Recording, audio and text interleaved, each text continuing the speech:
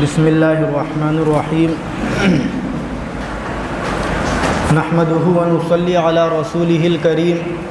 اما بعد فاعوذ باللہ من الشیطان الرجیم بسم اللہ الرحمن الرحیم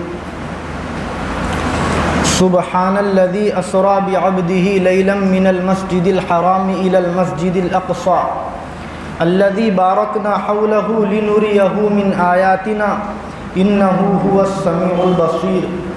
وقال النبي صلى الله تبارك وتعالى عليه وسلم لا تشد الرحال إلا إلى ثلاثة مساجد مسجد الحرام ومسجد هذا والمسجد الأقصى أو كما قال عليه الصلاة والسلام۔ قابل صد احترام بزرگوں، بھائیوں اور دوستوں، آپ سب جانتے ہیں کہ گزشتہ کافی دنوں سے فلسطین کے اندر ہمارے جو ایمان والے بھائی ہیں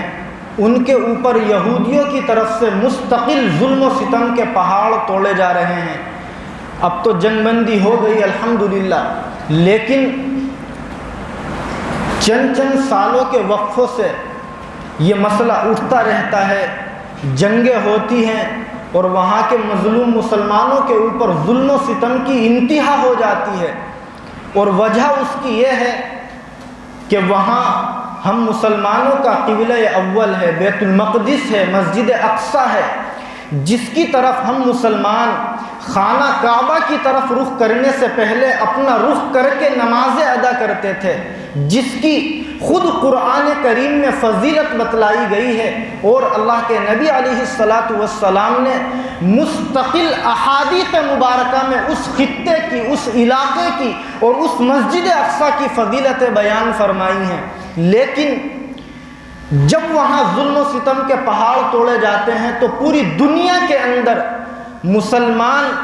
دعائیں کرتے ہیں، احتجاج کرتے ہیں کہ یا اللہ ہمارے مسلمان بھائیوں کی وہاں نصرت فرما، مدد فرما اور ہمارے قبلہ اول کی حفاظت فرما۔ لیکن یہ بھی ایک سچی اور کڑوی حقیقت ہے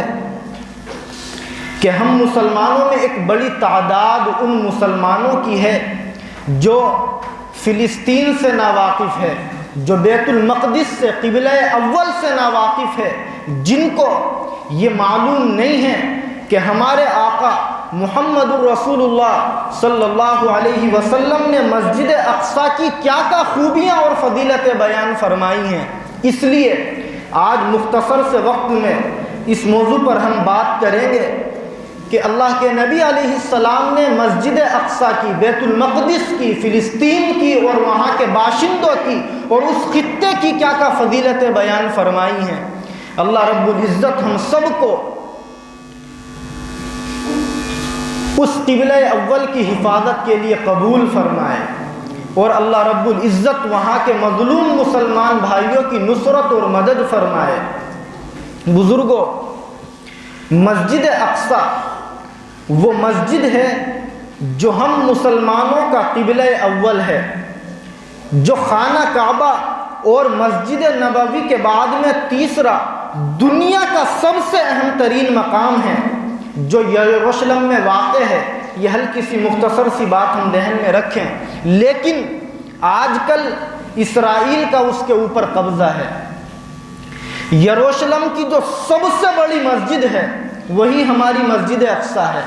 اور اس مسجد کے بارے میں پڑھ رہا تھا، لکھا ہے مورخین نے جو وہاں کی زیارت کرنے والے ہیں کہ تقریباً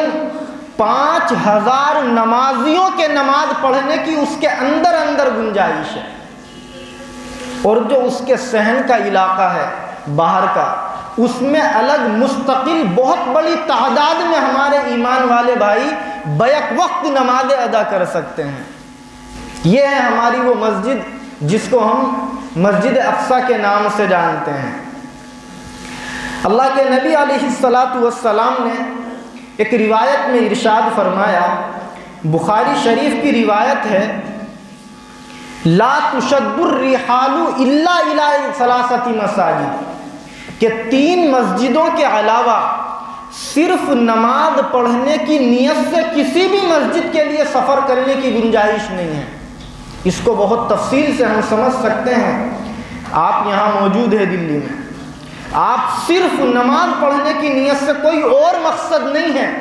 کسی دوسرے علاقے کی، کسی دوسرے خطے کی مسجد میں سفر نہیں کر سکتے، شریعت اس کی اجازت نہیں دیتی،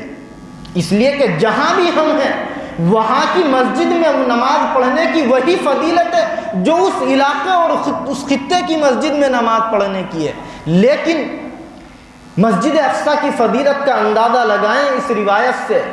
اللہ کے نبی علیہ السلام ارشاد فرماتے ہیں کہ 3 مسجدیں ایسی ہیں جن کی طرف صرف نماز پڑھنے کی نیت سے آپ سفر کر سکتے ہیں، شریعت میں اس کی اجازت ہے۔ آپ نے ارشاد فرمایا، نمبر 1 مسجد الحرام، خانہ کعبہ۔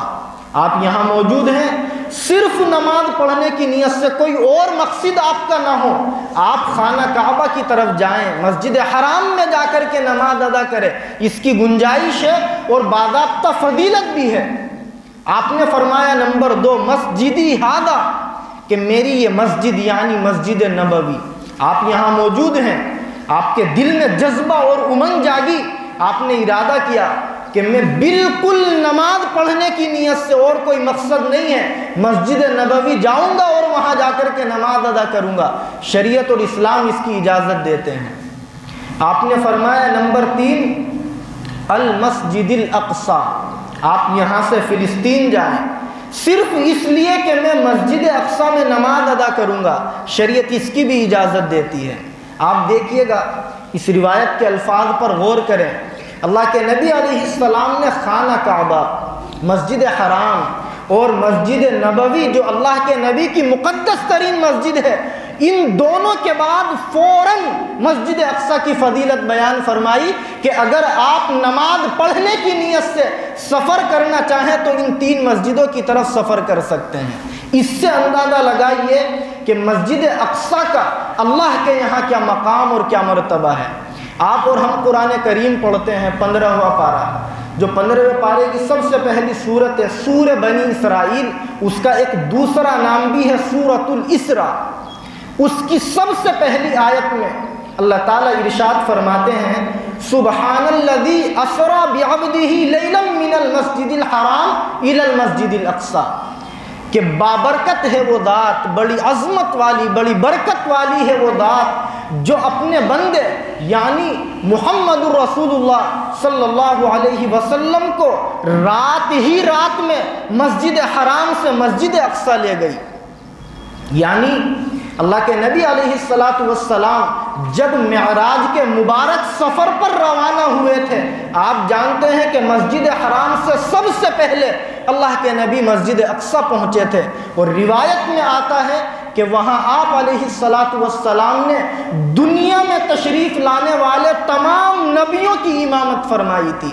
اس مسجد کے بارے میں، اس کی عظمت اور فضیلت کے بارے میں اللہ تعالیٰ اسی آیت میں ارشاد فرماتے ہیں الذی بارکنا حولہ،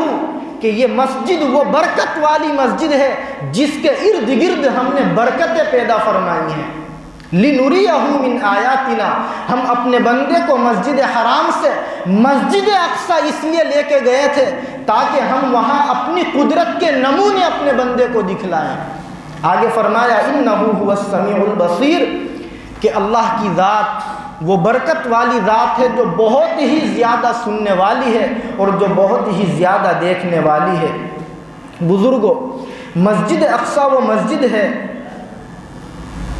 جو خانہ کعبہ کے بعد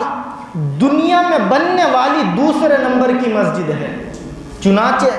بخاری شریف میں ایک روایت ہے 3311 نمبر پر، حضرت ابو ذر غفاری رضی اللہ تعالی عنہ فرماتے ہیں کہ ایک مرتبہ میں نے اللہ کے نبی علیہ السلام سے سوال کیا، معلوم کیا کہ اے اللہ کے نبی یہ بتلائیے کہ دنیا میں سب سے پہلے نمبر پر کون سی مسجد بنائی گئی؟ آپ علیہ السلام نے جواب میں ارشاد فرمایا کہ مسجد حرام۔ کون سی مسجد حرام؟ خانہ کعبہ۔ قرآن کریم میں بھی اس کا تذکرہ ہے، ان اول بیت وضع للناس للذی ببکہ، کہ سب سے پہلی جو روئے زمین کے اوپر عمارت بنائی گئی وہ ہے جو مکہ المکرمہ میں ہے، جس کو ہم مسجد حرام اور خانہ کعبہ کے نام سے جانتے ہیں۔ حضرت ابو ذر غفاری رضی اللہ تعالی عنہ فرماتے ہیں میں نے اللہ کے نبی علیہ السلام سے اگلا سوال کیا کہ اے اللہ کے نبی یہ بتلائیے کہ مسجد حرام کے بعد، خانہ کعبہ کے بعد دنیا میں سب سے پہلی کون سی مسجد بنائی گئی؟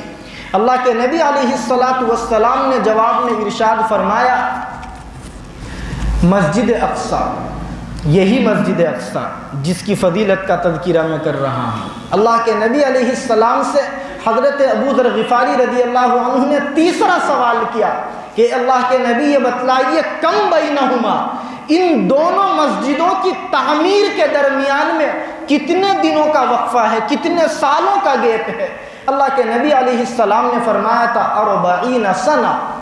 کہ ان دونوں مسجدوں کی تعمیر کے درمیان میں 40 سالوں کا وقفہ ہے۔ یعنی پہلے مسجد حرام بنائی گئی، خانہ کعبہ کی تعمیر ہوئی، اور اس کے 40 سال کے بعد اللہ رب العزت نے مسجد اقصیٰ کی تعمیر کروائی۔ تو یہ وہ مسجد ہے جس کی اللہ نے اور اللہ کے نبی علیہ السلام نے احادیث مبارکہ میں فضیلت بیان فرمائی ہے۔ یہ بات ہم ذہن میں رکھیں، اپنی نسلوں کو بتلائیں، اپنے بچوں کو بتلائیں کہ مسجد اقصیٰ ہم مسلمانوں کا وہ قبلہ اول ہے جس کی طرف اللہ کے نبی نے اور اللہ کے نبی کے صحابہ نے، آپ کے ساتھیوں نے تقریباً یاد رکھیں ایک روایت کے مطابق 17 مہینوں تک اپنا رخ کر کے نمازیں ادا کی ہیں۔ 17 مہینوں تک اللہ کے نبی علیہ السلام نے اور صحابہ کرام نے خانہ کعبہ کی طرف رخ کرنے سے پہلے مسجد اقصیٰ کی طرف رخ کر کے نمازیں ادا کی ہیں۔ ہم وقت بہت مختصر ہوتا ہے، خود سے اسٹڈی کریں کہ مسجد اقصیٰ کیا ہے،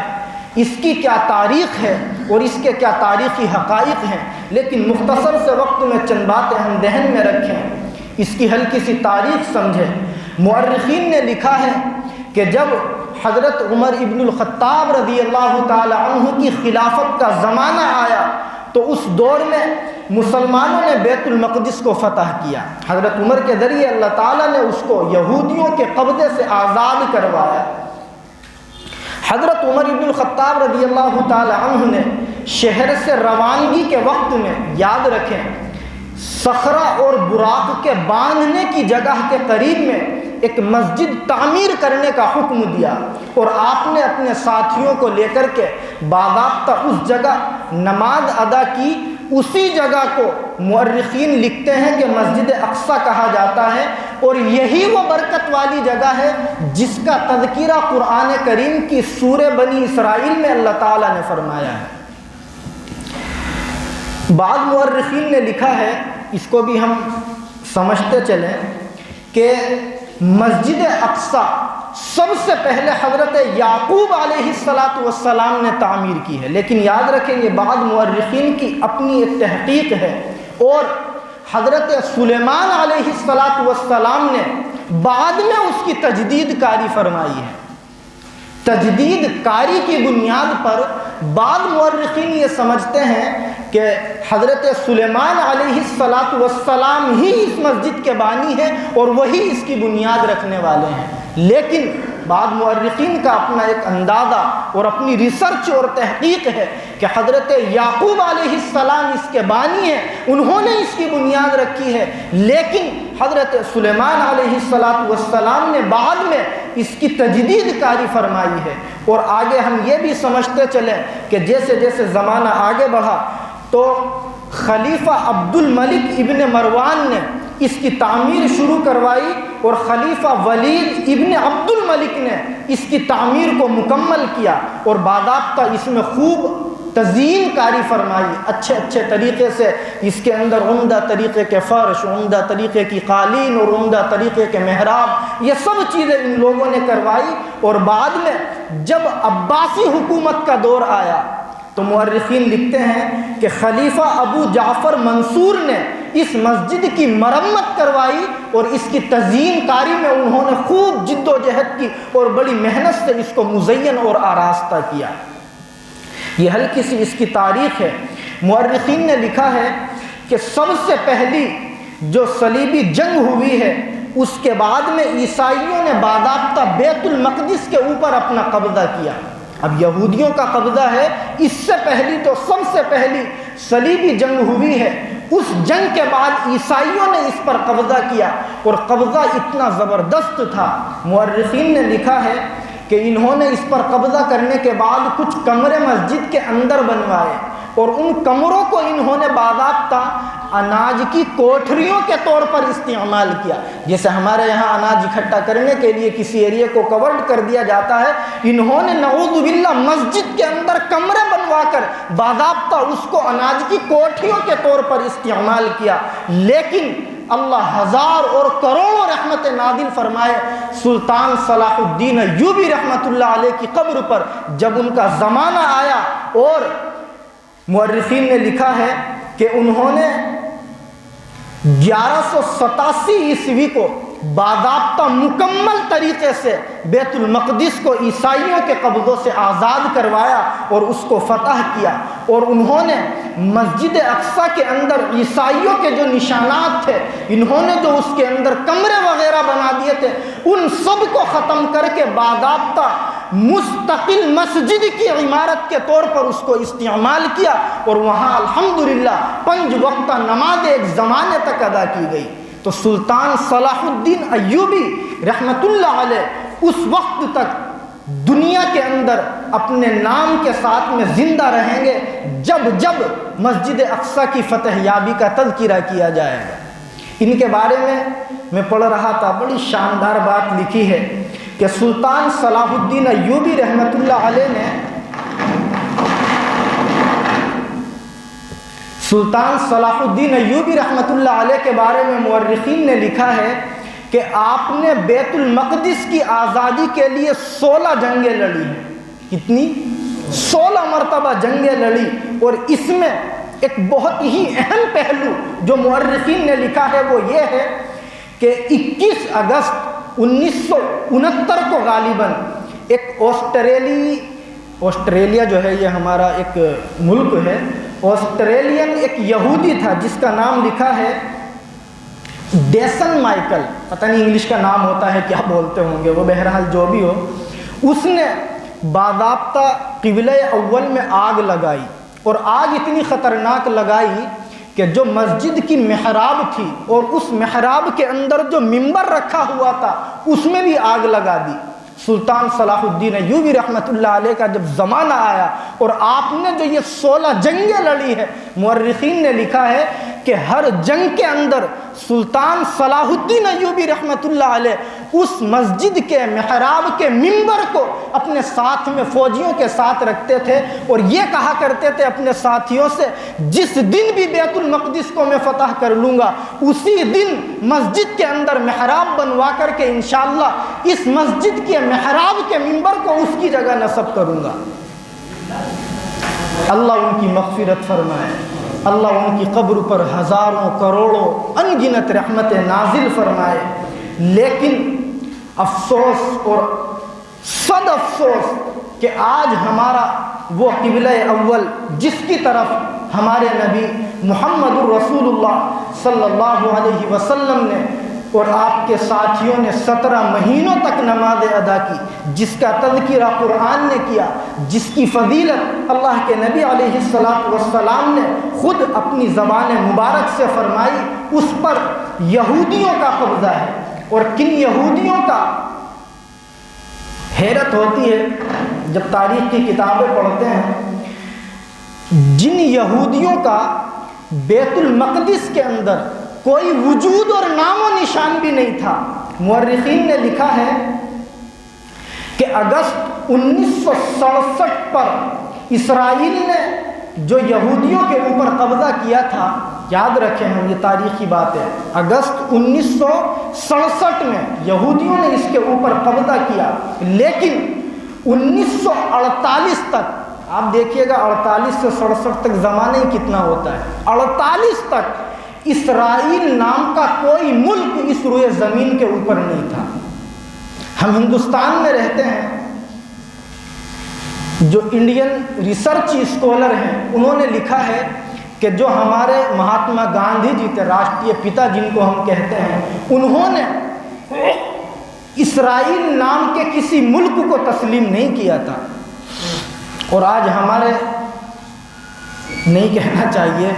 جو پرائم منسٹر ہیں، جو وزارت خارجہ ہیں، یہ ان سے تعلق داری اور دوستی کا دم بھرتے ہیں. ان کو اپنے پروگراموں میں یا تو بلانے کی کوشش کرتے ہیں یا کم سے کم ان کے پروگراموں میں جانے کی کوشش کرتے ہیں، نتن یاہو وغیرہ کے. اور جو ہمارے ہندوستان کے مہاتما گاندھی جی گزرے ہیں، راشٹریہ پتا، انہوں نے اسرائیل نام کے ملک کو روئے زمین کے اوپر تسلیم نہیں کیا تھا. اور انہوں نے نہیں، میں آج ہی پڑھ رہا تھا، کسی نے لکھا ہے رائٹر نے کہ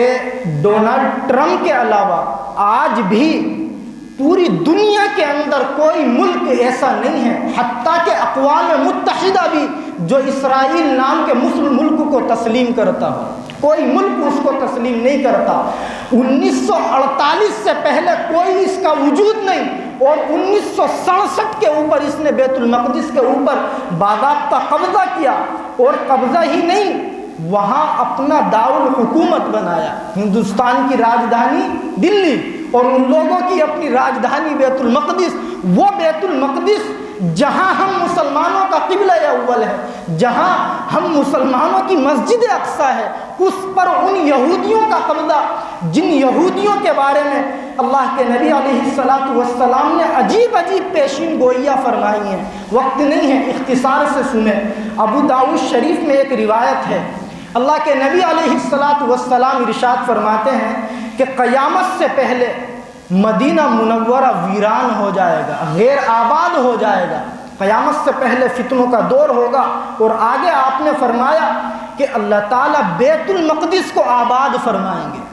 آپ دیکھیے گا قیامت کے قریب کیا ہوگا. کیا فرماتے ہیں اللہ کے نبی کہ مدینہ المنورہ